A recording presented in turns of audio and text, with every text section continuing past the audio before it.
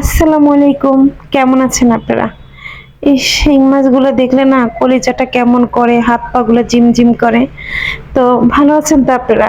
চলে আসলাম নতুন একটি ব্লগে নিয়ে, সেটা ব্লগটা দেখার জন্য আপনাদেরকে আমন্ত্রণ রইলো। ব্লগটা দেখার শুরুতে কিন্তু একটা লাইক দিবেন, ভালো লাগলে একটু শেয়ার করে দিবেন। তো এই যে তাজা শাকসবজিগুলো দেখছেন না, এই যে এগুলো হচ্ছে কাঁঠালের বিচি, আর এই যে কাঁচা আম, আর গাছের কিছু বেগুন, তারপরে ঢেঁড়স, তারপরে গাছের এই যে বিচি কলা ভর্তা খাওয়ার জন্য, আর এই যে কাঁঠাল, এগুলো আসলে গ্রাম থেকে আসছে। আর গ্রামের এই সবজিগুলো দেখলে না আসলে খুবই ভালো লাগে, যদিও আমরা শহরে থেকে আমরা কিনে খাই, তারপরও ভালো লাগে। আর এই যে কলাগুলো, এগুলো জমজ কলা, এটা খেলে নাকি ডাবল বেবি হয়। তো আমি এখন এই কলাগুলা খাবো, দেখি আমার ডাবল জমজ বেবি হয় কিনা। আমার জমজ বেবি খুব পছন্দ।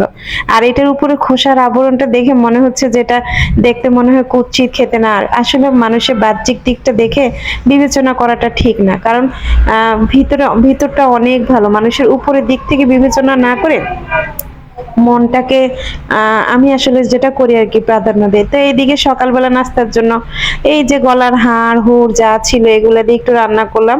আর এই যে আমি আসলে কিছু পরোটা ফ্রোজেন করে রাখি, তো যখন আসলে কখনো খাওয়া হয় কখনো খাওয়া হয় না, তো যখন আসলে ইয়ে হয় তখন মানে হুট করে কাজেও লেগে যায়। তো এই যে সাফিনের নাস্তাটা নিয়ে আসলাম। এই দিক দিয়ে আপনাদের ছোট ভাগিনা শিং মাছ পাবদা মাছ নিয়ে আসছে। মাছগুলা না আমার অনেক পছন্দ হয়েছে। আর এই শিং মাছগুলো দেখেন আমার হাত পা গুলা, যারা আমার নিয়মিত ভিডিও দেখেন তারা তো জানেনই এই শিং মাছ আমার জীবনটাকে যে মানে উলট পালট করে দিছে।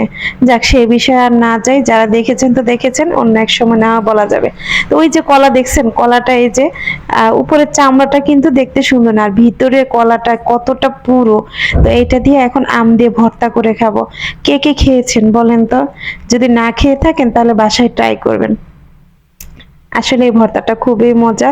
তো আমি আসলে মানে অল্প উপকরণ দিয়ে এই ভর্তাটা করব, অনেক কিছু দিব না। তো আম না আমার পেকে গেছে, দেখেন কি একটা অবস্থা। তো এই যে এগুলা কাটাকুটা করে নিছে। আমটা না পোকা ছিল, এখন আসলে আমে পোকা হয় না, কেন যে পোকা হয়েছে আল্লাহ জানে। ও ও একটু ক্যামেরা করতে গেছে আর ও লুকাইছে, দেখছেন কি দুষ্টামি করে। আর এই যে বিট লবণ আমার ছেলে মাখাইছে আর আমি মজা করে খাইছি, আপনারাও খাবেন। তো আজকের ভিডিওটা এখানে শেষ করতেছি। সবাই ভালো থাকবেন, সুস্থ থাকবেন, আর লাইক কমেন্ট শেয়ার করতে কিন্তু ভুলবেন না। তো আজকের মতো এখানে বিদায়।